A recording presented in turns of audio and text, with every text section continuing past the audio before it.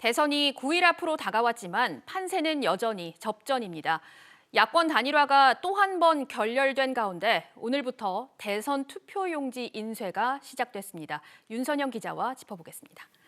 윤 기자, 우선 오늘 나온 여론조사 지지율부터 살펴보겠습니다. 여전히 접전이라고요. 네, 최근 한 달여 동안 윤석열 후보가 상승세를 타면서 이재명 후보와 격차를 벌리는 듯 했죠. 그런데 지난주쯤부터 윤 후보 상승세가 주춤한데요. 안철수 후보와의 단일화가 성사되지 않은 데 따른 실망 여론이 반영되고 있는 것으로 읽힙니다. 네. 오늘 나온 지지율 보겠습니다.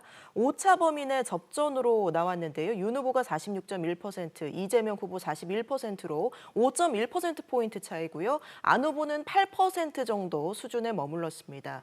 어제 나온 KBS 여론조사는 두 후보가 39.8%로 소수점짜리까지 똑같이 나왔는데 이전 조사보다 두 후보 모두 지지율이 오르긴 했지만 이 후보의 상승폭이 더 컸습니다. 네, 어제 윤석열 후보가 기자회견을 또 하기도 했지만 야권 단일화 이제 아예 물 건너갔다 이렇게 보면 될까요? 3월 9일 직전까지 여지는 남아있긴 하지만 지금 분위기로서는 성사되기 어렵지 않겠냐 이런 반응들이 나옵니다.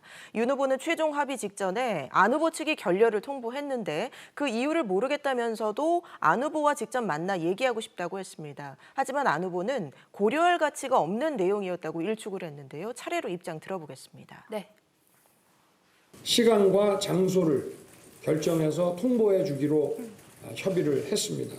그러나 안타깝게도 오늘 아침 9시 단일화 결렬 통보를 국민 경선에 대해서는 어떠한 그런 의견 입장 표명이 없었습니다. 왜 안 받겠다, 왜 받겠다 또는 받겠다 받지 않겠다 이런 말 자체가 없었습니다. 네, 이런 가운데 오늘부터 투표용지가 인쇄된다고요? 그렇습니다. 후보 14명의 이름이 용지에 찍히는 겁니다.